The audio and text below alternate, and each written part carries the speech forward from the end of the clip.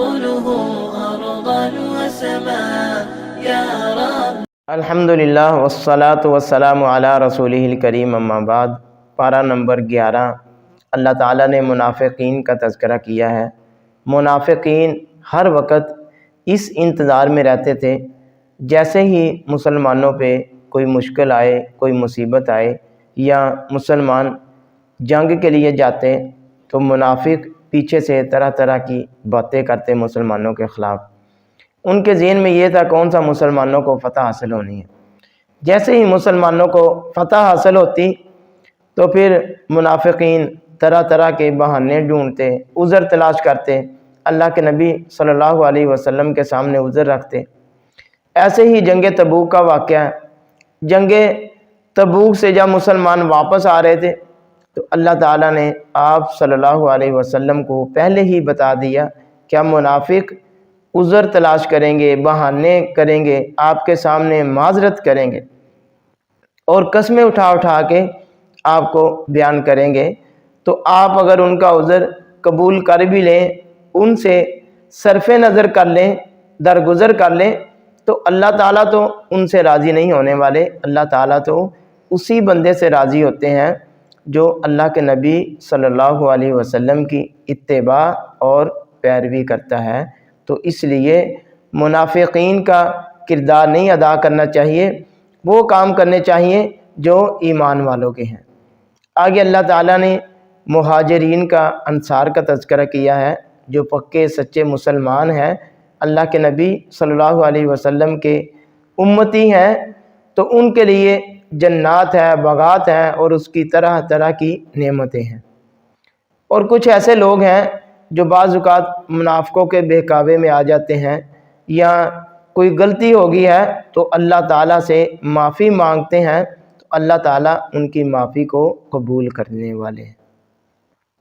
منافقین نے ایک اور طریقہ ڈھونڈا. انہوں نے ایک مسجد بنائی جس کو اللہ تعالیٰ نے مسجد ضرار کا نام دیا.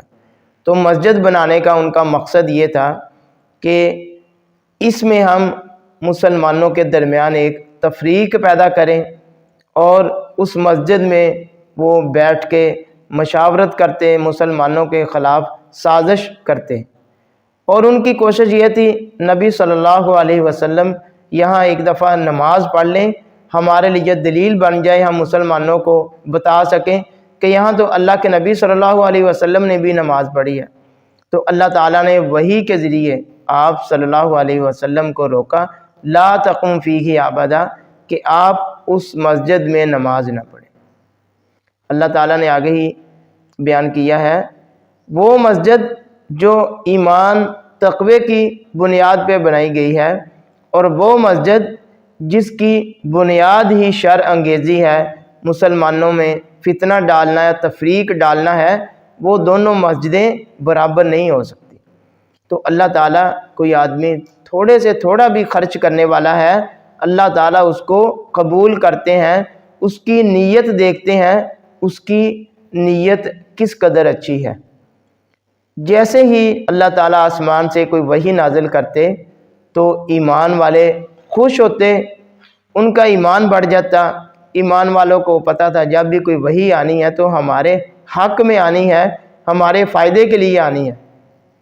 اور منافقین جب وحی کو دیکھتے تو منافقین پریشان ہو جاتے.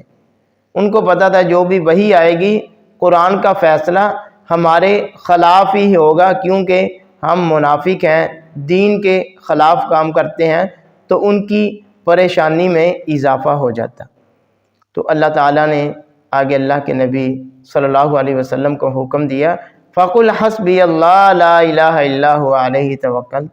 تو کوئی بھی معاملہ ہو اللہ ہی سے مدد مانگنی ہے، اللہ ہی کی عبادت کرنی ہے، اللہ کی وحدانیت پہ ہی قائم رہنا ہے، ہر قسم کی مدد اللہ سے مانگنی ہے.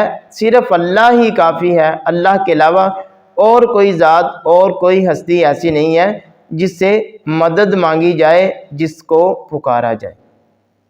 سورہ یونس اللہ تعالیٰ نے اس کتاب کے بارے میں ارشاد فرمایا یہ کتاب حکمت والی ہے، اس میں دنائی کی باتیں ہیں، لوگوں کو سمجھنے کے لیے یہ کتاب کافی ہے. اور ان لوگوں کی طرف اشارہ ہے جو مکہ کے مشرک اور کافر سمجھتے تھے کہ اللہ تعالیٰ نے ایک عام انسان کو نبی بنا دیا۔ اللہ تعالیٰ نے ارشاد فرمایا اس دنیا میں رہنے والے انسان ہے، اس لیے ہم نے ایک انسان کو نبی بنایا ہے۔ اور دوسرا ان کا اعتراض یہ تھا کہ یہ غریب اور یتیم اس انسان کو نبی بنایا، تو اللہ تعالیٰ کے لیے کسی سردار کا ہونا ضروری نہیں ہے۔ اللہ تعالیٰ دیکھتے ہیں کس کا دل اچھا ہے، صاف ستھرا ہے، اس کے دل میں تقوی اور پرہیزگاری ہے، اللہ تعالیٰ ان کو چن لیتے ہیں اپنی نبوت کے لیے۔ تو ایمان والوں کے لیے، متقین کے لیے اللہ تعالیٰ نے مختلف نشانیوں کا تذکرہ کیا ہے۔ زمین و آسمان، دن اور رات، یہ مختلف چیزیں، مختلف نشانیاں ہیں لوگوں کے لیے جو لوگ غور و فکر کرتے ہیں، تقوی اور پرہیزگاری اختیار کے لیے کرتے ہیں، ان کے لیے یہی نشانیاں کافی ہیں۔ سورج چاند کو اللہ تعالیٰ نے ایک روشنی کا ذریعہ بنایا ہے، ایک بڑا ہے ایک چھوٹا ہے، ان کے اوقات مقرر کیے ہیں۔ ایک پورا سسٹم اور نظام اللہ تعالیٰ نے دنیا کے لوگوں کے لیے دیا ہے تاکہ لوگ ان سے فائدہ حاصل کر سکیں۔ جنتی لوگوں کا تذکرہ ہے۔ جنتی لوگوں کا تحفہ جنت میں ایک دوسرے کو سلام عرض کریں گے، سلام پیش کریں گے، تو ہمیں بھی ایک دوسرے کو سلام کہنا چاہیے، سلام کو عام کرنا چاہیے۔ یہ حصول جنت کا ذریعہ ہے۔ اور وہ لوگ جو اللہ سے کفر کرتے ہیں، اللہ کا انکار کرتے ہیں، جب کسی پریشانی میں، مصیبت میں پھنس جاتے ہیں تو پھر خالص اللہ تعالیٰ کو پکارنے لگ جاتے ہیں۔ جب وہ مشکل سے، مشقت سے، تکلیف سے نکل جاتے ہیں تو پھر اللہ تعالیٰ کو بھول جاتے ہیں، گویا کہ انہوں نے ایسے ہو جاتے ہیں جیسے اللہ تعالیٰ کو پکارا ہی نہیں ہے۔